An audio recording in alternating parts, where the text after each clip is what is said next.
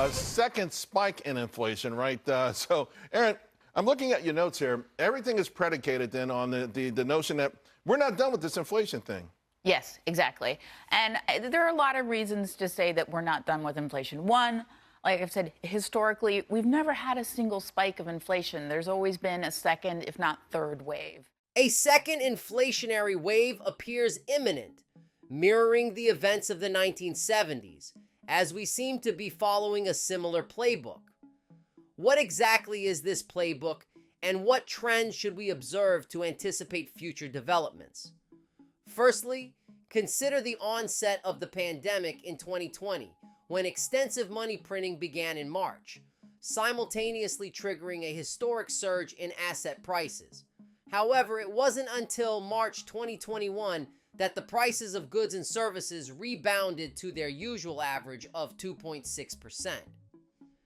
After this point, prices soared to record highs by June 2022. This surge alarmed the Federal Reserve, prompting them to curb the escalating inflation by reducing their balance sheet and increasing interest rates.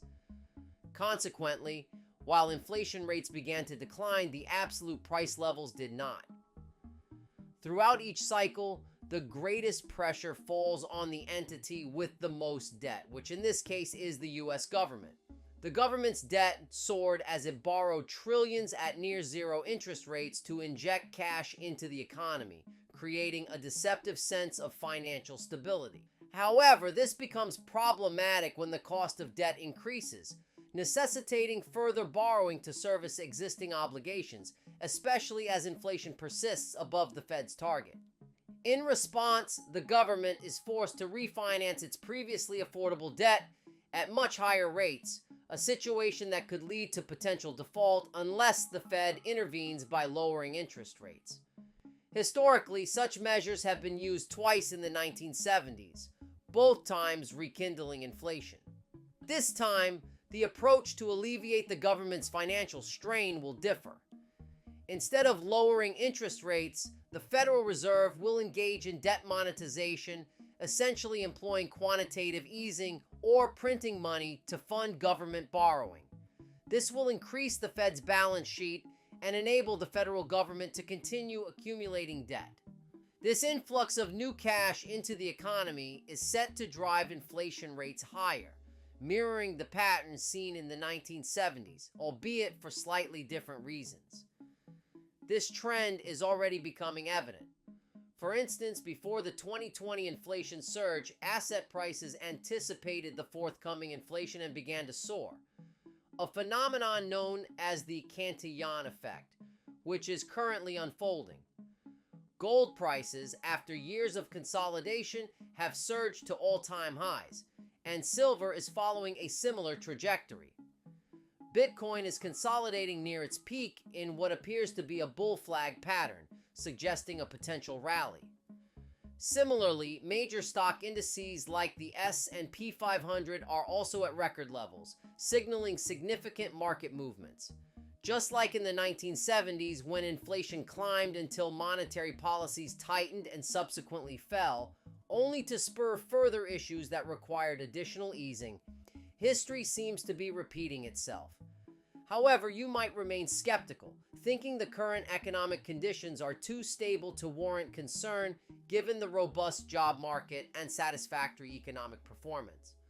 But consider this: job growth in an inflationary environment can lead to what economists call a wage price spiral, where wages and spending increase together, potentially fueled by a rise in money velocity. Although not essential for inflation, increased money velocity can certainly exacerbate it. Similar to how a hammer isn't necessary to drive a nail, you could use a rock. But if you have a hammer, it makes the job much easier. So while the presence of job growth and a wage price spiral might seem positive, they can also set the stage for further inflationary pressures. All right, let's set aside all that previous discussion. If it were accurate, the market wouldn't be expecting the Federal Reserve to cut interest rates soon. However, the current market sentiment anticipates a rate cut by the Fed just last year. Predictions were that the Fed would significantly and frequently lower rates, which has not yet occurred. In fact, the narrative has shifted. Recently, Powell discussed the Federal Reserve's strategy concerning inflation, emphasizing the need to wait and see. Shortly after, the Fed's Barkin expressed that a drop in inflation rates is essential before considering any cuts. Furthermore, Kashkari from the Federal Reserve pointed out that if inflation does not decline, but rather stagnates, it could cast doubt on the likelihood of any rate reductions. That's why I earlier mentioned that the Federal Reserve is cautious not to repeat the errors of the 1970s, when rate cuts in the early and mid-1970s fueled inflation spikes. While the Fed might avoid the same mistakes regarding interest rates, it doesn't rule out other methods that could reignite inflation, given the federal government's enormous debt exceeding $34 trillion. This year, the government faces the daunting task of borrowing over $10 trillion to manage new and existing debts, all at high interest rates. As a result, interest payments on the national debt are becoming a major budget item, already exceeding $1 trillion.